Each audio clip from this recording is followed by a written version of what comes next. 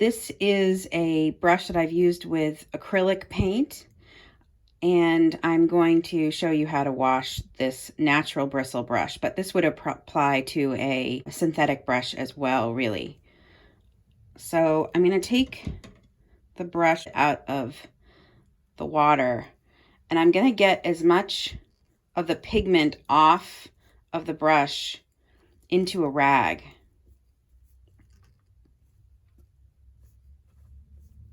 Because I don't want to put all that pigment down the sink. So I'm going to do one more dip.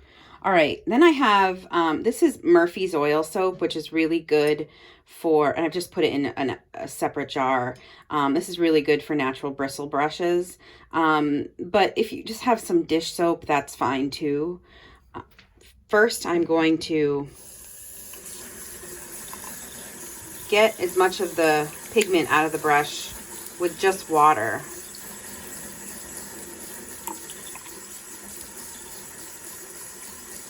Until it's pretty much running clear.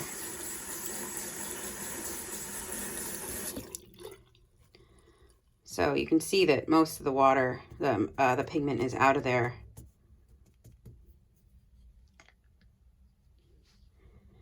And now you could take either a little bit of the dish soap, but I'm gonna dip the brush into Murphy's oil soap, and I'm just going to work it on the bottom of the sink like this, and you can see a little more pigment is coming out. I'm going with the direction of the bristles. I'm not smushing it down. I really want to keep the shape of the brush. That looks good. Then I'm going to rinse that off.